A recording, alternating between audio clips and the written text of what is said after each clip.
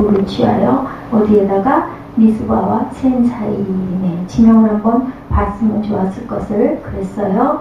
야훼께서 여기까지 우리를 도우셨다. 자, 뭐예요? 에베네셀이라는 뜻이 뭐라자니? 에베네셀이라는 뜻이 여기까지 우리를 도와서 인도하셨다라는 뜻. 아무리 돌아보아도 우리가 잘한 것이 하나도 없는데, 자, 이 시대는 어떤 시대였을까요? 이 사무엘이 이렇게 고백하는 사무엘상 7장의 내용을 고백하는 그 시대는 과연 어떤 시대였을까요? 깜깜한 암흑기의 시대죠. 그 여기까지 도우셨다 하면 감사와 영광이 가득할 것 같은 말씀인데 사실은 그렇지가 못해요. 그죠? 흑암이 가득 차있는 그 시대에 누가 조롱을 했어요? 블레셋들이 엄청나게 이스라엘 백성들을 조롱을 했을 때, 그랬을 때 사무엘이 어떻게 했나? 사무엘상 3장 1절입니다. 뭐라고 그랬어요? 사무엘이 엘리 앞에서 뭐라고 고백합니까? 야훼를 섬길 때 야훼의 말씀이 희귀하여 이상이 흔히 보이지 아니하였다. 언약궤를 뺏어갔어요, 블레셋이. 그래가지고 처음에는 굉장히 걱정을 하고 떨었는데 언약궤 뺏고 보니까 별거 아니거든요. 그러니까 블레셋 사람들이 엄청나게 조롱을 했어요. 저것들 별거 아니다. 그래서 사무엘은 예통하고 걱정을 하죠. 이제는 어떻게 해야 될까? 야훼의 말씀이 희귀하다. 희귀하다는 뜻이 뭘까요? 예지? 희귀하다. 무슨 뜻일까? 아이고 정말 희귀한 거야. 무슨 뜻일까? 아니 이렇게 많이 없는 거. 맞아. 굉장히 귀하다. 그러면 여기서 희귀하다라는 건 참 희한하고 귀한 건데 하나님 말씀이 희귀했대. 그러면 어떤 뜻일까요? 하나님 말씀이 희귀했대. 자, 보라자면이 무슨 뜻 같아요? 하나님 말씀이 희귀했다.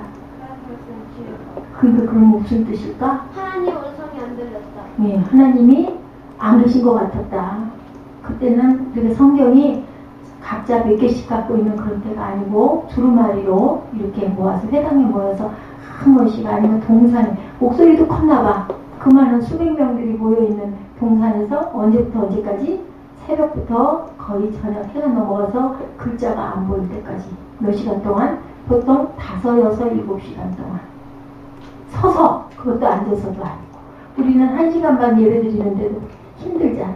그치? 가끔가다 졸렸기도 하고. 그런데 그때는 하나님의 말씀을 얼마나 사모했는지 그렇게 한 번씩 모였으면 학사가 열심히 읽으면 그 소리를 들으면서 막 너무 감사해서 막 아멘 하면서 그냥 울면서 그냥 통곡을 하면서 감사하면서 기뻐하면서 그렇게 예배를 드렸어요.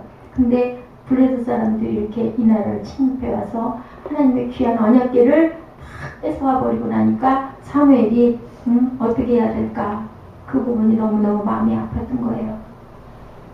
이렇게 하나님은 그래도 여전히 어떻게 에베네셀 그들과 함께 하셨다. 그들과 함께 하셔서 어디까지? 사무엘 여기까지. 어디까지? 여기까지. 우리 새생명 세립교회까지 인도하신 하나님. 자, 기독교 역사를 돌아보면 성직자들이 타락하면 어떻게 될까요? 하나님의 모습이 보이지 않게 되는 거예요. 성직자들이 하나님의 영을 받아야 되고 하나님의 영감이 임해서 하나님의 말씀을 전해야 할 성직자들이 무엇에 타락하면? 세상에 타락하면, 우상에 물들면, 하나님보다 더 사랑하는 것들이 많아져 버리면 결국은 어떻게 돼요? 하나님의 모습은 보이지 않고. 성전은 아름답게 지어져 있는데 대제사장들 누구? 엘리. 엘리 제사장이 어땠어요? 사무엘? 엘리 제사장이 어땠어? 영적으로나 육적으로나 무지무지하게 무기력한 하나님이 떠나버린. 그러면 그 성전은 어떤 성전이었을까? 보라자매 어떤 성전이었을까? 성전은 성전인데 하나님의 영광이 떠나버렸어. 하나님의 임재가 떠나버렸어. 그럼 그 성전은 거룩하지 않은 성전. 거룩하지 않을 뿐더러 성전은 성전인데 성전의 모습만 있는 성전. 그것은 사람이 하나님을 믿는 사람들이 많이 모였지 않았건 간에 누가 하나님의 종들이 타락하면 그러면 그 그 성전에 하나님의 영광이 떠나버려서 은혜를 충만하게 성령이 충만하게 임하지 못하면 성전은 성전인데 건물만 성전이 된다라는 얘기를 해요. 하나님의 말씀이 희귀하다는 것은 하나님께서 아무 말씀도 하지 않으신다. 무슨 말씀을 하시는지 알아들을 수가 없다. 눈에 보이는 것도 들리는 것도 아무런 감동도 오지 않는다라는 그런 뜻을 말하고 있어요. 하나님의 말씀에 신경 쓰는 사람이 아무도 없고 하나님의 말씀이 그 권위가 어디로 떨어져 버려? 땅에 떨어져 버린다. 그러면 그 세상은 어떤 세상이 될까? 아까 우리 낮과 밤 봤듯이 어떤 세상? 깜깜한 세상이 되어버려요. 왜? 하나님의 형상은 어떻게 보여요? 하나님의 형상은 뭘로 비추어 보여요? 무엇으로 비춰 보일까요? 하나님의 형상. 우리 사람의 모양일까요? 빛으로. 옳지 100점 20점. 예. 우리 예지 20점 주세요. 빛으로 보여요. 근데 그 빛이 없어져 버리면 어떻게 돼? 깜깜한 절망, 암흑, 그죠? 밤은 밤에게, 낮은 낮에게 얘기하고 있어요. 그죠? 자, 사무엘 4장에 보니까 이스라엘과 블레셋 사이의 전쟁에서 법궤를 빼앗겼어요. 사무엘상 4장 18절에 비극의 결말이 어떻게 왔나 봅니다. 하나님의 궤를 말할 때 엘리가 자기 의자에서 어떻게 됐어? 뒤로 넘어져서 뭐가 부러졌어? 목도가 부러져서 죽었어. 근데 뭐라고 얘기해? 나이가 많고 기대한 까닭이라. 그가 이스라엘의 사사가 된 지 몇 년? 40년이었더라. 근데 법궤를 빼앗겼다. 그리고 아들 둘 비느하스가 죽었다라는 소식을 듣고, 그리고 그냥 홈리와 비느하스죠. 그 소식을 듣고는 그냥 놀래가지고 의자에서 떨어졌는데 너무 뚱뚱해가지고 놀래서 이렇게 하다가 떨어졌어. 근데 하필이면 떨어졌는데 목뼈가 부러져서 떨어져서 죽었다라는 얘기예요. 네. 이렇게 그 엘리 제사장의 하나님의 그 성령의 영광이 떠나갔다. 전쟁의 패에서 법궤를 빼앗겼다는 그 문제가 아니고 하나님의 임재를 경험하는 언약궤를 빼앗기는 비극은 하나님께서 그들의 신앙 공동체에 더 이상 계시지 않았다는 뜻이다. 하나님이 더 이상 계시지 않았다. 자, 우리의 삶에는 어떨까? 하나님께서 우리 새생명 세빛교회에 계실까요? 안 계실까요? 계셔요. 계시죠. 아멘. 예배가 즐거우십니까? 예배에 은혜가 있으십니까? 기쁩니까? 감동이 됩니까? 찬양의 마음이 뜨거워지십니까? 말씀을 들을 때 아멘 하고 마음에서 솟아오릅니까? 아멘. 네, 아멘. 그게 우리 안에 아까 누가 물어봤지? 성전이 어디 있어요? 어디 있어요? 우리 마음 안에 너희가 성령의 전인 줄 알지 못하느냐라고 하나님이 말씀하세요. 하나님의 거룩함이 드러나지 않으면 건물은 있지만 형식은 있지만 하나님의 역사와 임재가 이미 사라져버린 그냥 모습만 그러한 건물이다라고 얘기합니다. 법궤를 잃어버린 타락한 공동체가 오늘날 한국 교회의 모습들, 많은 교회들이 모양만 있는 그런 교회들이기 때문에 세상에서 교회를 걱정하는 그런 때가 도래했어요. 근데 하나님이 말씀하셨어요. 마지막 때는 그렇게 될 것이다 라고. 너희가 아무리 모여도 하나님의 임재가 없다면 허무한 모임일 수밖에 없다. 블레셋 사람들이 이스라엘 진영에 하나님의 법궤가 왔다는 소식을 듣고 4장 7절에 블레셋 사람이 두려워하여 이르되 신이 진영에 이르셨도다 라고 얘기해요. 처음에 법궤가 왔다는 소리를 듣고 또 이르되 우리에게 이제는 큰일 났다. 우리에게 뭐로다? 예자 우리에게 사무엘상 4장 7절 우리에게 뭐로다? 우리에게 화로다. 화가 무슨 뜻일까? 이제 큰 벌이 임할 것이다. 전날에는 이런 일이 없었도다 하고 블레셋 사람들이 굉장히 걱정을 했었어요. 그랬는데 결국은 어떻게 돼서 8절에 우리에게 화로다. 누가 우리를 능한 신들의 손에서 건지리요. 그들은 광야에서 여러 재앙으로 무슨 재앙이 있었어? 자, 무슨 신들이 나타나가지고 출애굽을 할 수 있게 해줬어. 하나님이 모세에게 어떤 권능을 몇 가지 재앙을 다 왔어. 그렇기 때문에 블레셋 사람들이 그 소문을 듣고 알기 때문에 아이고 이건 이제 우리 죽었다. 큰일 났다. 언약궤가 법궤가 왔다라고 얘기를 했던 거야. 그런데 결국은 어떻게 해서 그 법궤를 뺏어버리는 거야. 그리고 이스라엘을 막 조롱하는 거야. 응? 하나님을 조롱하는 거야. 이스라엘을 조롱하는 건 하나님을 조롱하는 거야. 에이, 하나님이 살아계신다면 왜 그걸 뺏겨? 너희들이 하나님이라면서 이렇게 조롱을 해버리고 말아요. 자, 여러 가지 재앙으로 애굽인들을 쳤던 그 하나님은 과연 어디로 갔느냐? 더는 이제는 존재하지 않는다. 능력이 없다. 너희 하나님이 이제 죽었다.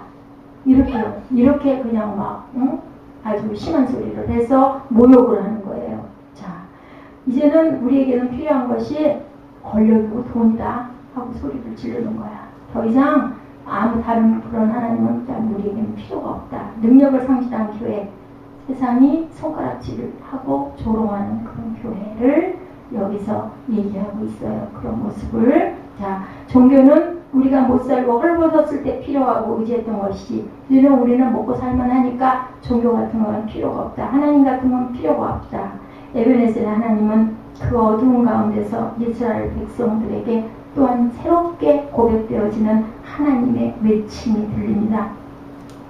여러분 속에 하나님이 사라져버려서 더 이상 하나님의 능력이 나타나고 있지 않습니까? 어떻습니까? 하나님의 능력을 믿으십니까? 내 마음에 하나님의 소망이 움트고 있으십니까? 아니면 이미 아무런 냉랭한 불 꺼진 방 같은 그런 마음이십니까?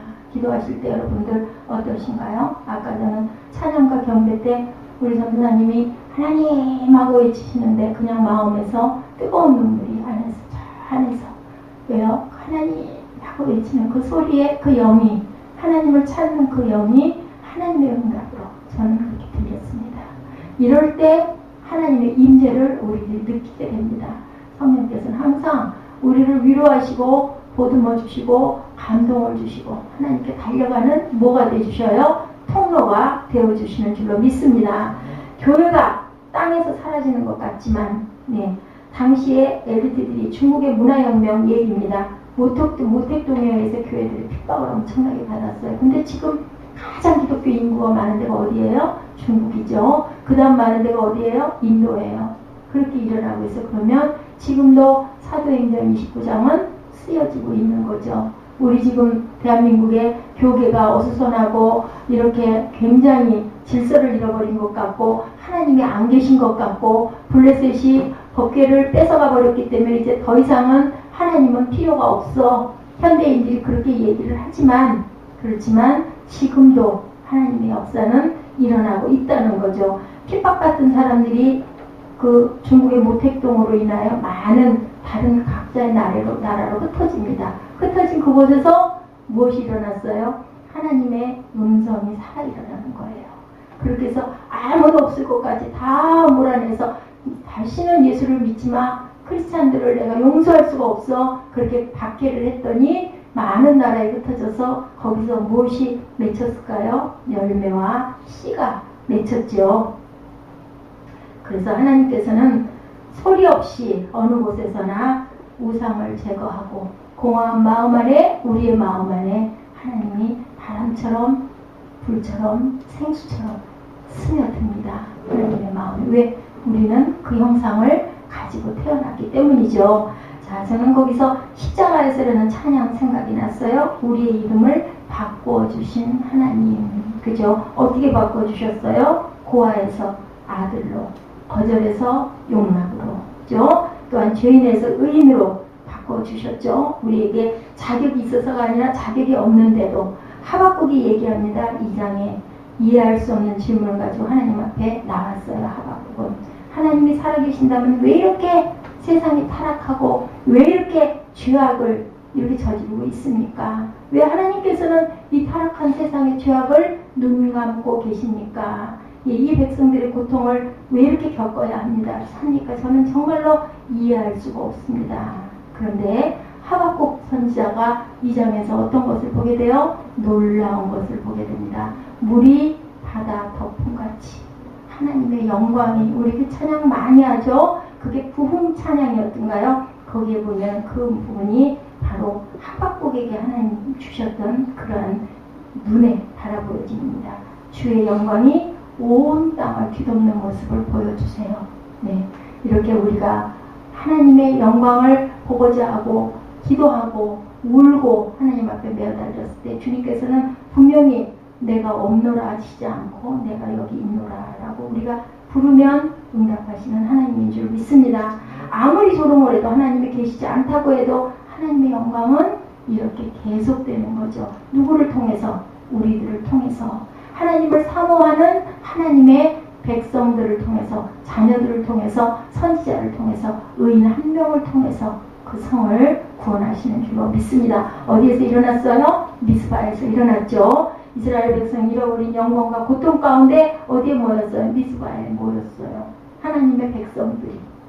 하나님의 백성들이 모여서 기도할 때 거기에 기도의 불꽃을 타고 하나님의 영광이 물이 바다 덮음같이 온 세상에 주로 퍼지는 줄로 믿습니다. 네, 이렇게 사라져버린 시대에 사무엘은 하나님의 영광을 증명했어요. 어떤 하나님? 에베네셀의 하나님입니다. 그 하나님이 영광을 회복하시는 그러한 순간이 온 거죠. 바로 사무엘상 7장 말씀이 하나님의 영광이 회복됐다라는 그런 장이에요. 사라진 것이 아니고 가려졌던 하나님의 영광이 드러나는 순간이죠. 사무엘이 이스라엘 백성을 미스바에 모이게 하고 나서 종일 뭐 했어요? 회개했어요. 종일 기도할 때는 뭘 먼저 해야 된다? 회개 먼저 해야 된다. 저 사람이 나를 굉장히 아프게 했어요. 저 사람이 나를 무진장 억울하게 했어요. 저 사람이 나를 배반했어요.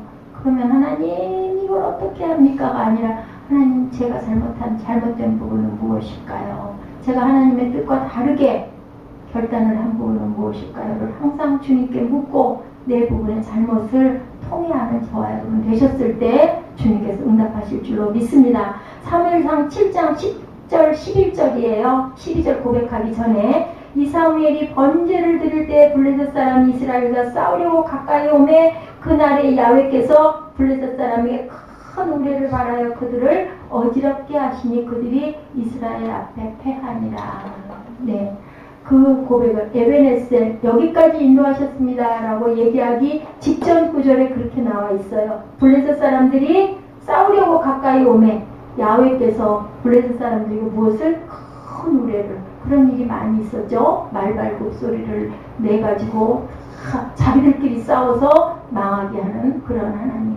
네, 그렇게 우리를 도우시는 하나님, 우리와 함께 하시는 하나님. 무슨 하나님? 우리와 함께 하신다? 임마누엘의 하나님이 여기까지 인도하셔서 에베네셀의 하나님이 임마누엘의 하나님 앞에까지 인도하셔서 우리에게 무엇을 주셨어요?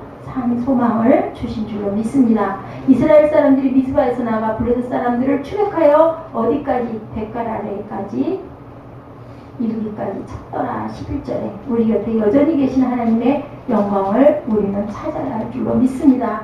예화예요. 미국 펜실베니아 지역으로 이주해온 청교도들이 벼농사를 듣고 수확기에 뭐를 했을까요? 감사의 제사를 드려야 되겠다 해서 모여가지고 기도를 합니다. 감사를 드리고 있는데 어느 날 헤아릴 수 없는 메뚜기 떼들이 막 달려드는 거예요. 그런 영화 보셨어요? 전 어려서 봤는데요. 메뚜기가 그냥 우리가 보는 그런 메뚜기가 아니에요. 어마어마하게 큰 메뚜기 새카맣게 몰려와요.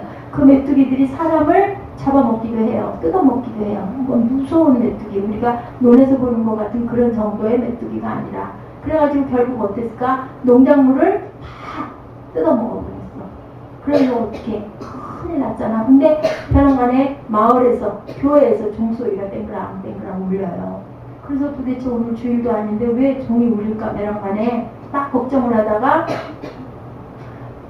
교회로 들어갔더니 얘기를 해요. 이 메뚜기 때문에 우리들 큰일 났으니 우리 기도합시다. 하나님께 이 메뚜기를 막아달라고 기도합시다. 그래가지고 다들 같이 기도했어요. 한참을 기도하고 있는데 막 웅성웅성해요. 이게 무슨 소린가 했더니 밖으로 좀 나가보라고 이상한 일이 벌어졌다고 밖으로 나갔어요. 무슨 일이 벌어졌을까? 메뚜기들이 점점 갈매기들이 새깝게 달려드는 거예요. 그래가지고 뭐를 잡아먹었어? 메뚜기를 다 잡아먹어버린 거야. 포식을 하고 갈매기들이 뭐를 했을까? 거기다가 응가를 한 거야. 응가를 하고 날아갔어. 그래가지고 그 땅이 무슨 땅이 됐을까? 거름. 엄청난 거름 땅이 돼서 아주 풍작을 이뤘다. 그래서 지금도 그 지역의 그 갈매기 떼들의 상징이 보호신의 상징을 하고 있대요. 그 상징을 갈매기의 모습을 만들어 실제로 있었던 일이에요. 자, 펜실베니아주를 상징하는 그런 새로 정했다고 합니다. 그 갈매기를 가지고. 그럴 만큼 어떻게 했을 때? 기도했을 때. 자, 누가 기도했을 때 하늘에 구름이 생겼어요? 누가 기도했을 때? 기도했을 때 하늘에 구름이 몇 번 기도하니까? 7번 기도하니까 손바닥만큼 드러나더니 결국은 그걸로 큰 비가 내리게 되죠. 자, 사무엘이 만난 하나님은 이스라엘의 완악함과 부족함에도 여전히 함께 하셨던 그러한 하나님. 자, 의인의 강구는 역사하는 힘이 크니라. 누가 의인이었을까요? 사무엘이 의인이었죠. 블레셋이 비웃고 하나님의 능력을 의심한다 할지라도 하나님은 여전히 위대하신 분. 우리가 우리 함께 안 계신 게 아니라 우리 앞에서 가려지셨던 분. 하나님의 영광을 우리가 구할 때 드러나는 에베네셀의 하나님. 자, 하나님은 이스라엘의 죄에도 그들을 품으시는 사랑의 하나님이셨어요. 에베네셀의 하나님은 우리의 어떠함에도 끝까지 붙잡아 주시는데 어떨 때? 회개했을 때 하나님의 우리를 붙들어 주십니다. 자, 하나님의 은혜, 하나님의 복, 하나님의 사랑, 하나님께서 우리를 도우시죠. 그게 바로 에베네셀. 그것은 무슨 돌? 도움의 돌. 에베네셀. 셀이라는 뜻은 돌이에요. 도움의 돌.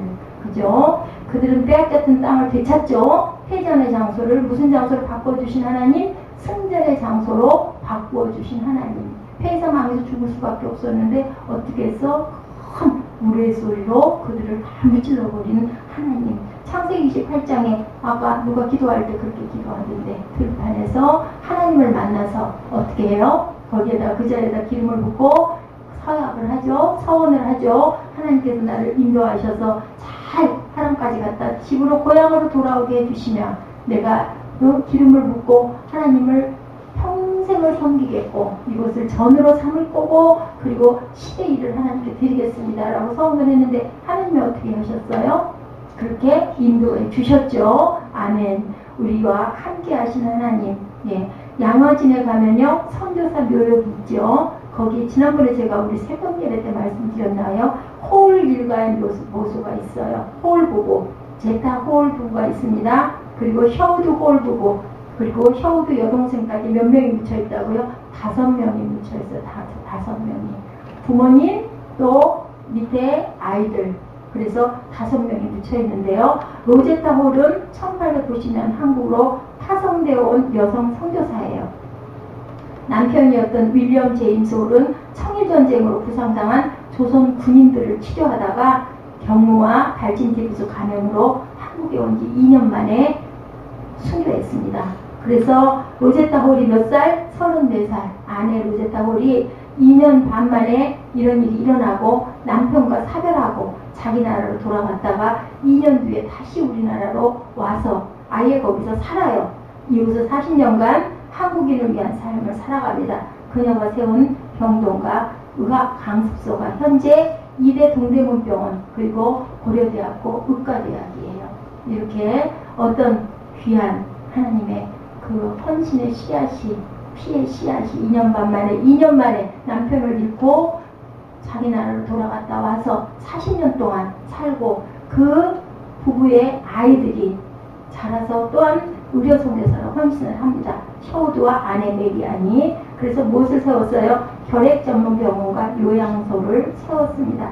자금을 동원하기 위해서 1932년 여러분들 아실 거예요. 크리스마스 시를 최초로 발행한 사람이 바로 이 셔우드 홀입니다. 네. 이 셔우드 홀은요, 조선에 태어난 최초의 서양 아이예요. 최초의 우리나라에 태어난 아기예요. 그래서 이렇게 그 시를 만들어가지고 결핵 그 퇴치를 위해서 엄청난 공헌을 했어요. 그런데 그의 묘지 이런 글이 새겨져 있네요. Where we live or die, we are the Lord's. 무슨 뜻이에요? 우리는 하나님의 것이다. 그죠? 응? 네, whether we live or die. 우리가 살아도 죽어도 우리는 하나님의 것이다. 죽든지 살든지 주님의 사람으로 살아왔던 그들의 발자취를, 그들의 위대한 삶을 이야기하고 있죠. 우리 시대의 질곡과 위험 가운데 하나님께서 함께 하셨던 이런 그 자취가 새겨져 있는 그러한 비석이에요. 하나님의 길을 걸어온 사람만이 할 수 있는 고백이 바로 뭘까요? 에베네셀의 하나님, 여기까지 인도하신 하나님, 여러분들의 고백이 여기까지, 지금까지 나를 인도하신 하나님이 되시기를 주님의 이름으로 축복합니다.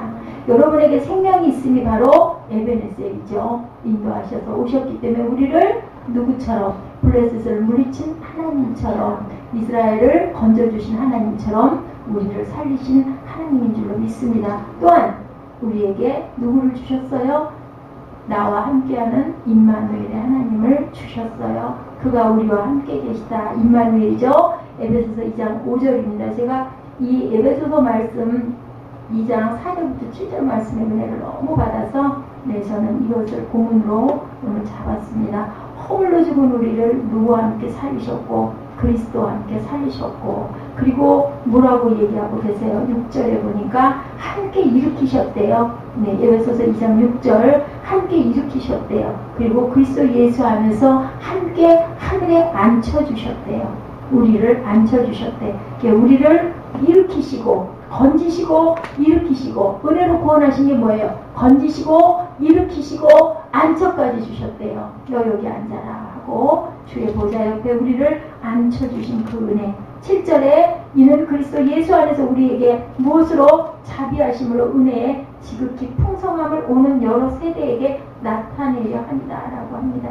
지금도 이 자리에 계신 하나님, 내가 너를 내 손바닥에 새겼다라고 이사야 말씀에 말씀하고 계시죠. 우리를 눈동자같이 보고 계시고, 종구가 바울아, 사무엘아, 그리고 예지야, 에스더야, 보라야, 한나야 부르시는 하나님이 손바닥에다 우리 이름을 새기고 계신다라고 말씀하고 계십니다. 이사야 49장 16절 말씀이죠. 그래서 어떻습니까? 우리를 누가 그리스도의 사랑에서 끊으리요. 로마서 8장 35절의 말씀입니다. 아무도 우리를 그리스도의 사랑에서는 끊을 수가 없다고 얘기하죠. 위험이나 칼이 와도, 적신이 와도, 어떤 사단이 와도, 왜? 우리와 함께 하시는 임마누엘의 하나님이 계시기 때문이죠. 자, 인생의 황혼의 지점에 마지막 날 여러분이 부를 이름은 무엇입니까? 뭐라고 부르시겠어요? 에베네셀의 하나님, 임마누엘의 하나님, 야훼 이레 하나님, 야훼 니시 하나님, 야훼 라파 하나님, 나와 함께하여 주옵소서라고 고백하시는 그런 여러분들이 되셔서 하나님의 귀한 하나님의 은혜 안에 거하시고 온전한 생명을 받으시는 저와 여러분 되시기를 주님의 이름으로 축복합니다.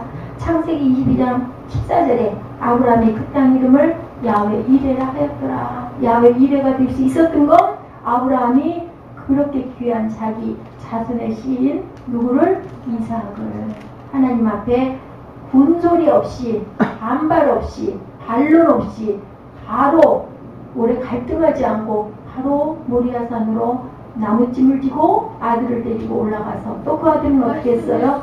순종해서 바위에다 누웠는데도 다 누웠던 이삭. 몇 살에? 15살, 15, 6, 7, 그지? 그 나이 지경에 사무엘보다 더 컸어. 힘이 센데 아빠가 사무엘을 갖다가 꽁꽁 묶어가지고 바위에다가 산꼭대기에 올라가서 탁 올려놓고, 이러면 사무엘은 어땠을까? 응?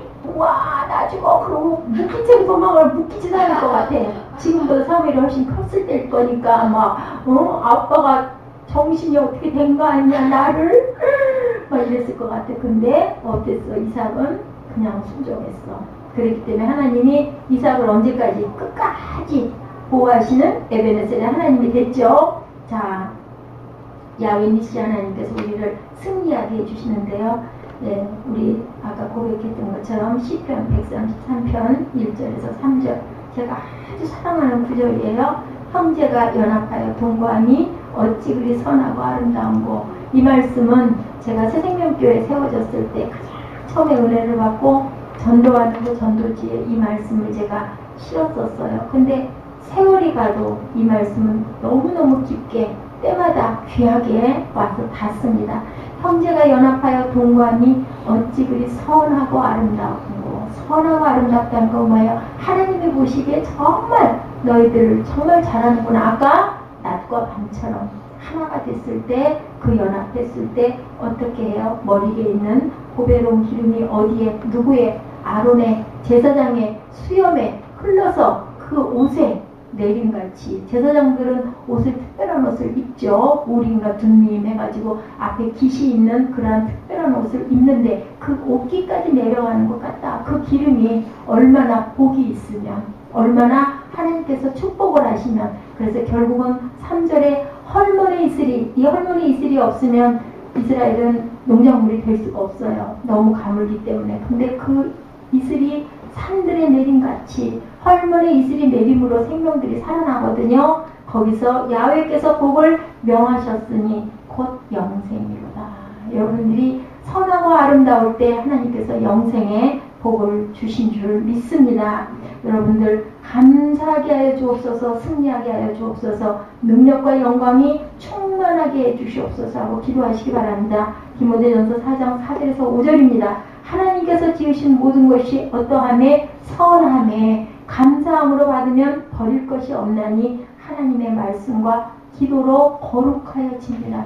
감사함으로 받으면 어떤 것이 없나니 버릴 것이 없나니. 여러분의 삶에 에베네셀의 고백이 있으십니까? 아멘, 아멘. 임마누엘의 신앙을 갖고 계십니까? 아멘. 야훼 일의 기대가 있습니까? 아멘. 야훼 일의 하나님이 우리에게 좋은 것을 가지고 계시죠. 준비하고 계시죠. 야훼 니스의 소망을 갖고 계십니까? 그래서 그 일에 하나님께서 우리를 승리하게 해주세요. 환난과 연단을 통해서 우리에게 무엇을 주심으로 예비하신 것이 있음을 우리가 믿음으로 승리하게 해주시는 야훼 니시 하나님께서 오늘도 우리에게 뭐를 주세요? 샬롬의 평강을 주실 줄로 믿습니다.